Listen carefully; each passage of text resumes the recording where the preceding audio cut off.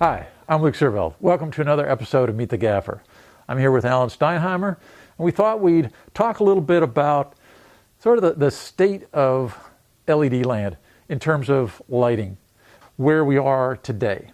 In some ways, it seems like there's a movement happening where, we kind of started with panel lights that where the emitters could be spread out a bit, didn't have to worry about heat as much, and we've kind of come to a point where we've figured out that technology in a sense. It's sort of like the 360, the ARRI 360 is kind of like, the pinnacle of a light that is full RGB, has a good amount of output, and now ARRI sort of, pushing through another light that is getting everybody's attention with the Orbiter. It's kind of pointing the spotlight, so to speak, on what the next step is.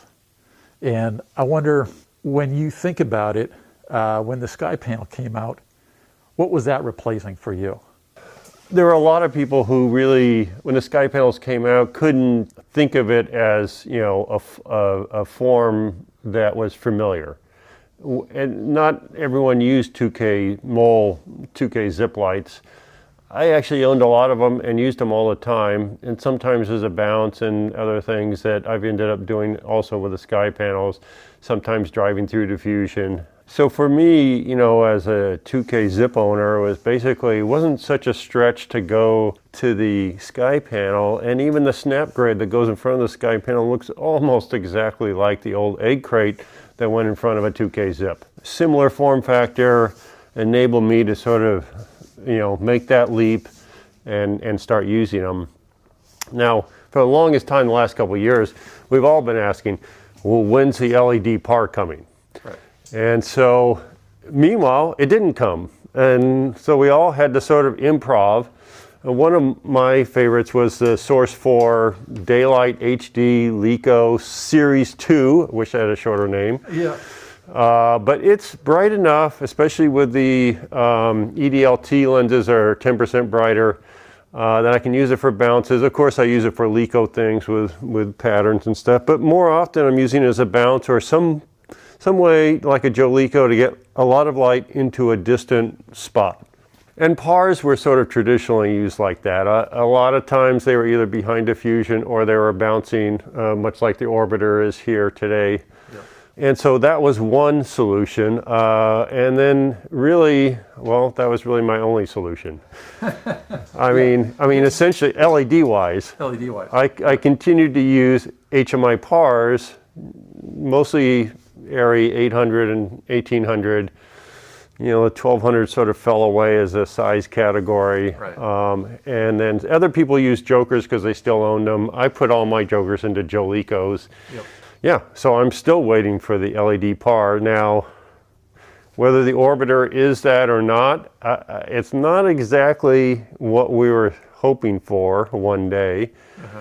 But on the other hand, it came with, like all the other ARRI things, a giant menu, a million options. And when we first saw it many months ago as a demo, I was a little underwhelmed by it. Right. Now, I haven't even taken it out on location really to use it, but I'm sort of warming up to it. Yeah, so tell me a bit about that. Like, we were talking on the phone and you're like, hey, turn it on, I'm playing with it, and I'm seeing some of the positives, because for a long time I was thinking, like, what's the use case if it's not really, an ellipsoidal, it's not really a Fresnel, it's not really, what is it? And I just never really thought of it as a par, but that's exactly how we're using it. Yeah. And the other thing that I've liked about it so far was a lot of the lights, I find those intensifier sort of cone-shaped things concentrate the light to some degree, but not to a super large degree. Right. Whereas I feel like the ARRI 3 barrels on the Orbiter are carefully calibrated, and like you know, when you put that barrel on, outside of that beam, it falls off fairly dramatically, almost like a soft Lico lens kind of feel to it. Whereas a lot of these are just sort of spreading wherever. The Q5 kind of does that too, where when you spot it in, then it's almost like a soft ellipsoidal. We fired up the 300 Joker LED. To me, it's almost a little sloppy. It's got a hard center beam of light, but then it's got a lot of spill around it. Right. Now, it's got some Lico-like attachments to it, but again, what I'm seeing with the Orbiter so far is like, wow, it's giving me a really clean beam of a certain size. Now, okay, there's a lot of gack that goes with this light. There's a large Pelican case, and there's a lightweight but still hefty size barrel case.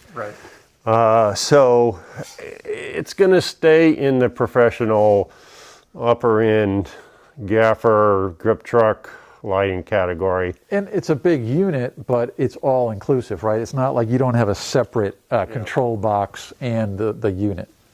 And it's got Lumen radio built in, which, you know, when KinoFlow brought that in, I was like, wow, I quickly got used to that. Light mat duo ballast as well.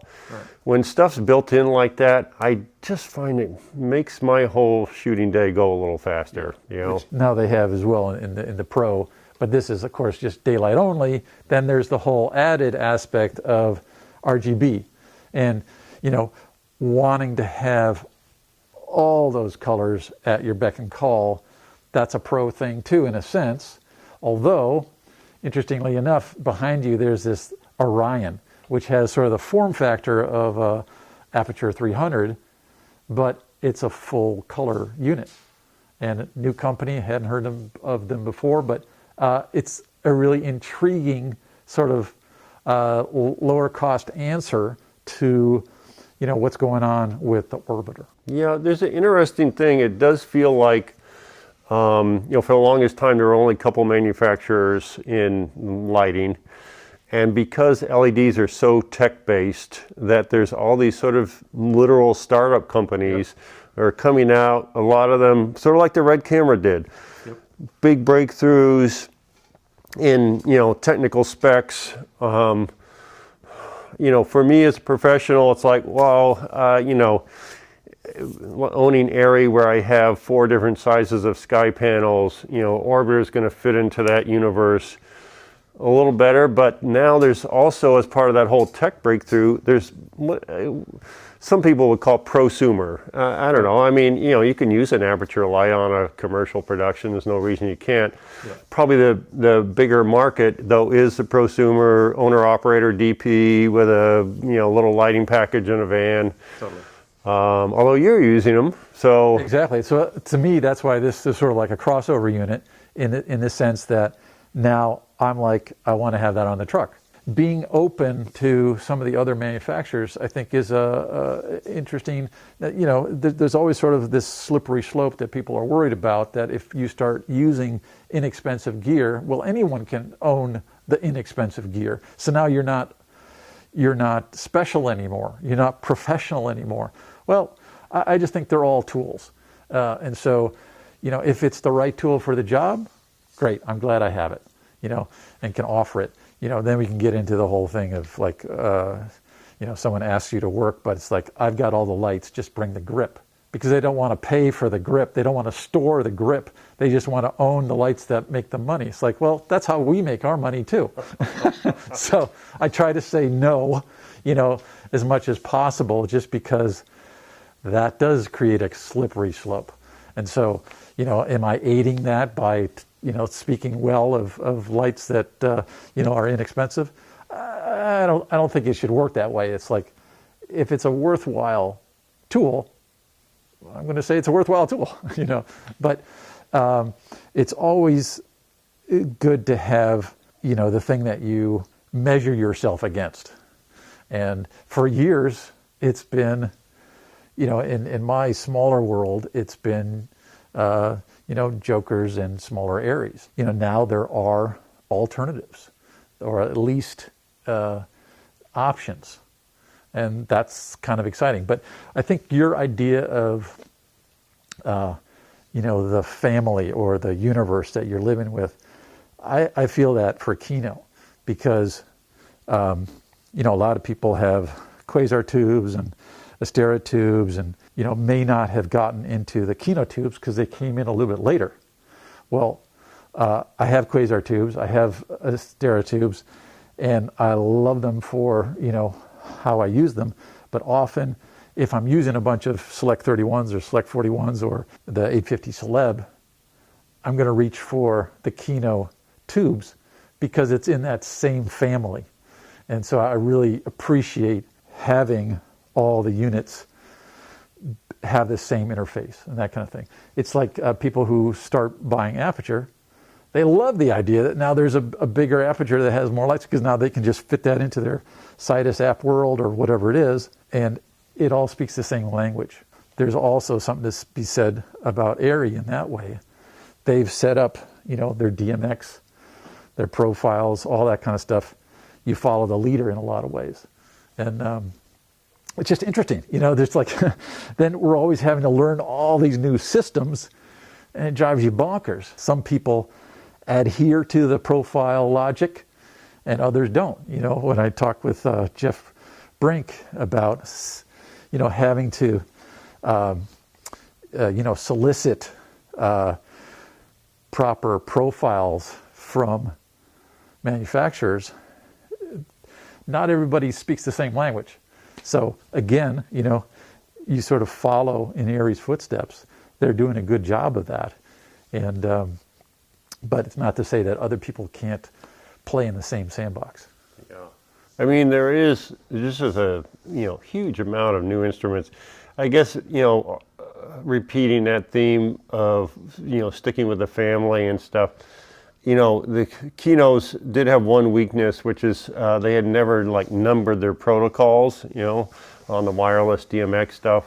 Oh, yeah. And now I actually sat down to write them and said, hey, how come you don't have numbered protocols? And they were like, we just released the beta with a numbered protocol. So, I mean, one advantage of sticking to the bigger names, KinoFlow, ARRI and stuff, is that they are constantly making forward progress on making everything work together and work in the same way, so that you're not looking at a million different menus and stuff.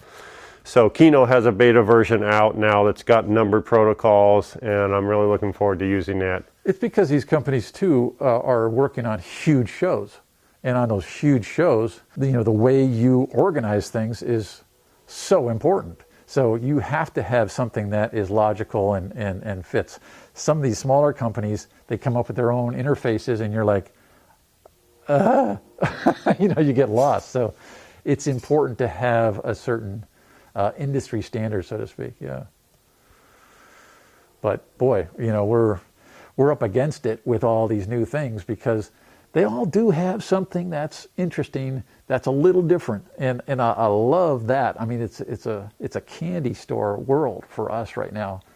It can also be expensive, keeping up with the Joneses, but it is. I mean, there's a lot of hard choices now, for gaffers, because nothing's exactly competing with each other. Like, they're all slightly different. Like, this is 300 watts.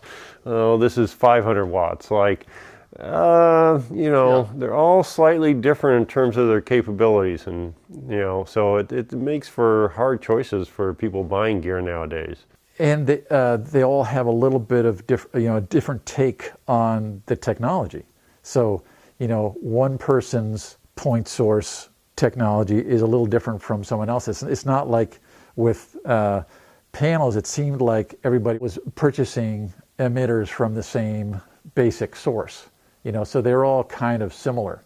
When you start getting into color and into point source, is it small so that you can have hard shadows? Is it a cluster? Is it, that technology, I don't quite understand it. I just know that different manufacturers have different secret sauces for that point source that's also RGB, which is a real trick with LEDs.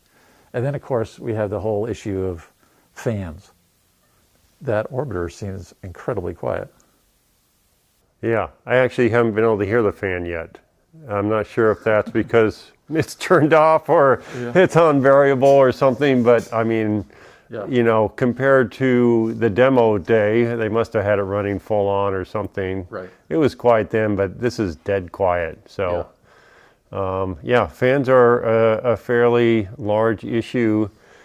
I think, you know, it's a constant battle for the manufacturers in the sense that a light like a 400 Joker par would often be near set, near talent, and not far from the microphone. Right. And so as we start to use these smaller, you know, daylight sources, if they're going to go close to the microphone, then they can't be too noisy.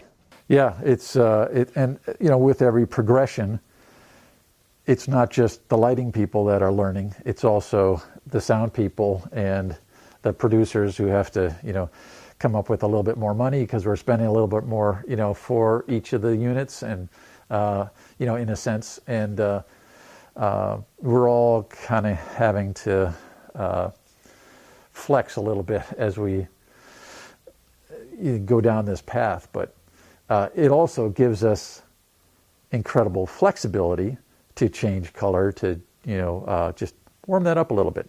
Whoop. It's not, you know, a run to gel and clip that on and worry about burning gel and all that kind of stuff, even though we know that if you want to get truer to a certain color with product, putting gel on is still a better plan, but I don't need to do that too much anymore. Yeah, I've almost not bought any cut theatrical gel in like 2 years now. Yeah. In fact, I'm actually giving away jelly rolls with color. I just don't need them anymore. Yeah. And the other thing, I guess, that I love is that even, you know, the quote-unquote up-and-coming companies are very focused on getting color right, which, you know, was an early issue with LEDs, and now it seems like across the board, to a certain level at least, people are cognizant of having good color with their LEDs. So that's a wonderful thing. Yeah. You know, one other factor in our, you know, working life is DPs read American Cinematographer and hear about lights and hear this sort of, you know, talk about town. And so they come with some expectations, you know, and, you know, I don't know. It's probably one of the things that holds me back from the Aputure approach of the single color, which is I feel like a lot of DPs rely on the bicolor nature, even like light mats, even if there's no green factor, green correction. They rely on that bicolor to make fine tuning all the time. Now, it wouldn't be that hard to do it with gel, but since I haven't done it now for such a long time, I don't know. I mean, you know, the DP is always a factor in what I think and the tools that I need to bring to the set. Right. Yeah, I was talking to a camera person who, you know, owns FX9s, Venice, you know, and he was saying that almost never in the last couple of years has he shot tungsten and doesn't think about warming his units very often. I'm thinking like, okay, well, that's interesting. You know, I really like to have that capability, but on some level, it's not really a deal. It's like, you know, just like getting another HMI, but one that I have more control over. And so, yeah, I think it just kind of depends where your work is coming from, and you know, are you doing stand-ups outside all the time, you know, because you're doing news kind of things, then yeah, warming is probably not as big a deal. On the other hand, people are like, I want most of my units to be RGB. You know, so it's like it's going to be sky panels, it's going to be orbiters, it's going to be, you know, Kinos, and just because I know that whatever comes up, I'm going to be able to handle it quickly. Yeah. Well, and it's not just warming. I've actually done a fair amount of like 10,000 degree sky panels to be skylight, literally. Yep. as fill. So, you know, every which way, you know. Now they go to like 20, right? I think the Orbiter goes to 20,000. So yeah, I think the Orion does too. Uh-huh. Yeah, that's the thing. It's like sometimes you wonder, like, are we just following the march of technology, or you know, is our art and our craft really getting better, or is it just getting more sophisticated? And yeah, it's kind of humorous. Well, a lot of that rides on the creative control, and a fair amount of that comes to me out of the director and the DP.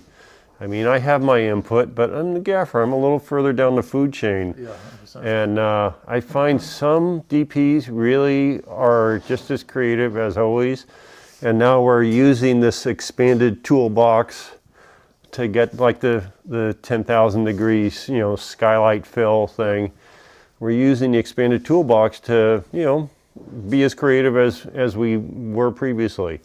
Yeah. And then other people just want to be able to move fast, you know? Right. I mean... That's what I find mostly. It's like I can show a bunch of different looks so much faster. A couple slides, you know, once things are set up.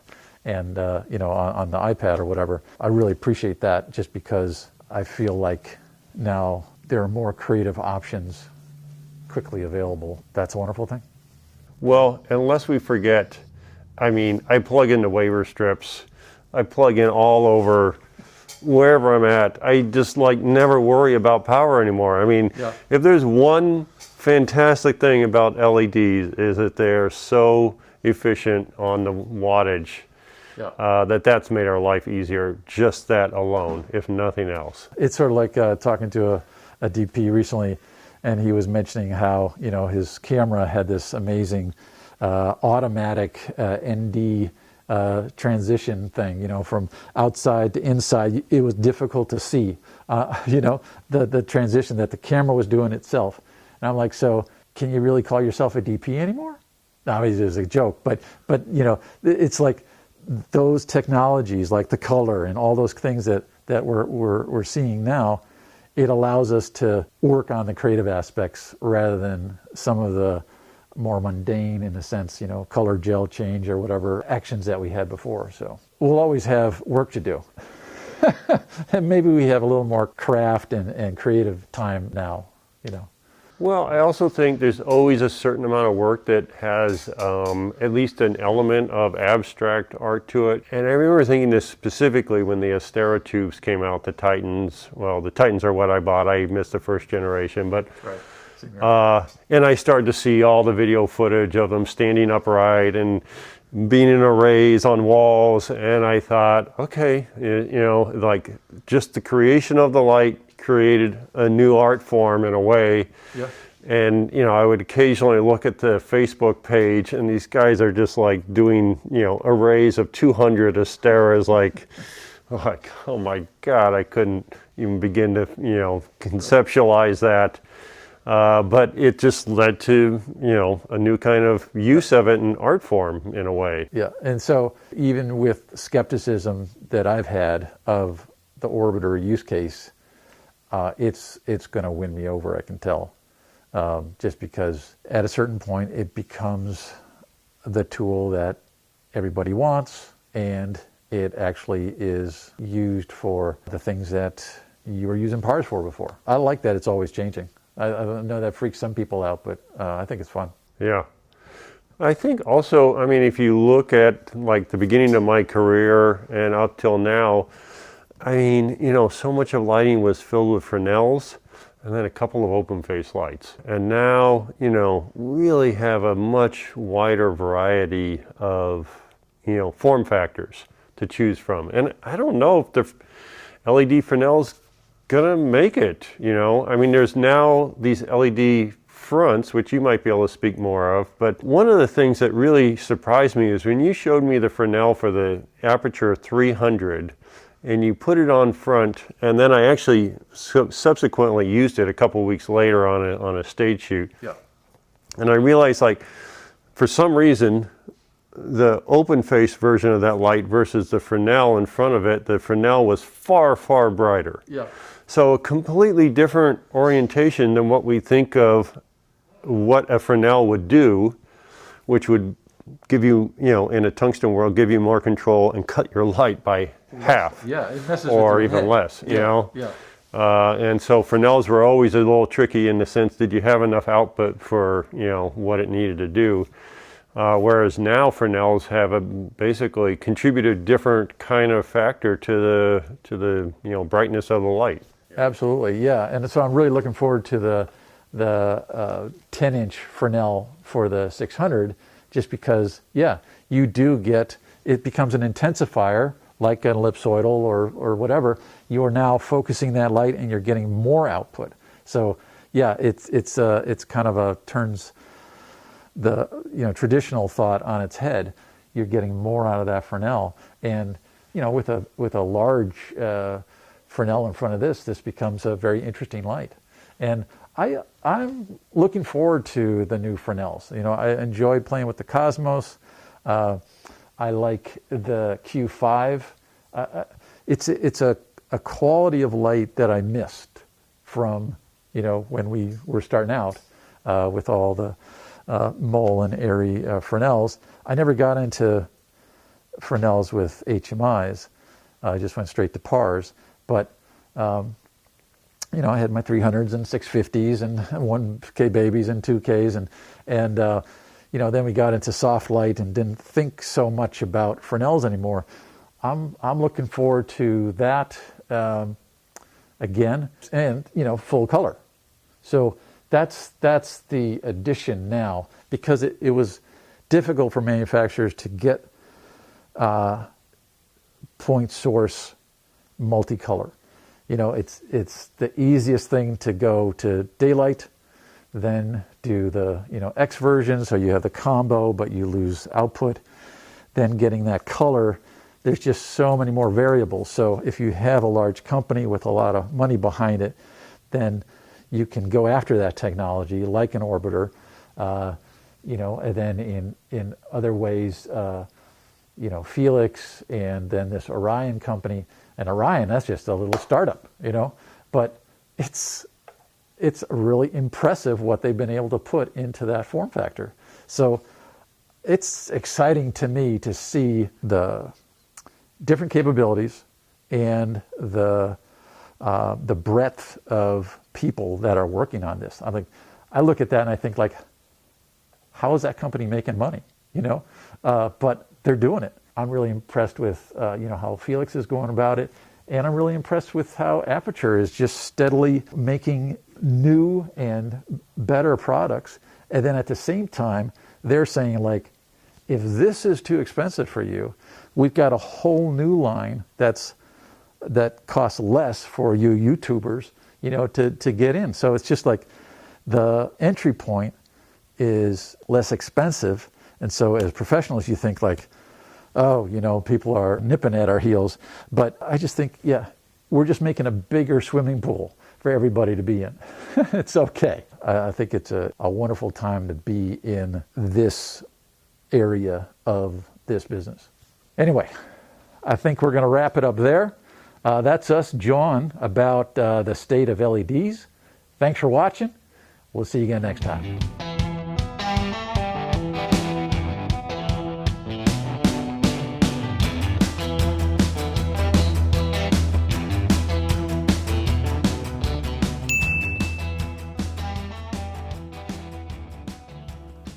So this is the Q5. I've talked about it before. I really like the concept of it because you've got a Fresnel, and a Fresnel that in fact is removable.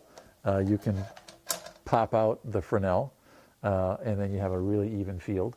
You can put it in again, and now you can change your your spot flood, and you don't have any leakage around it as well. And so you can cut it, you can do whatever. And that to me just seems like brilliant. And then if you can get this in a larger form factor that has more output as well, you have full access to color, to effects, and remote control. So to me, that's kind of like, this is where this is going. I love the idea of the orbiter being sort of the par equivalent. I'm just not crazy about having to put fronts on it. I'd rather be able to go, just like that, and now I'm in where I want to be. The problem being you need to have a larger unit to get to the output of the orbiter. So, but that can come in time.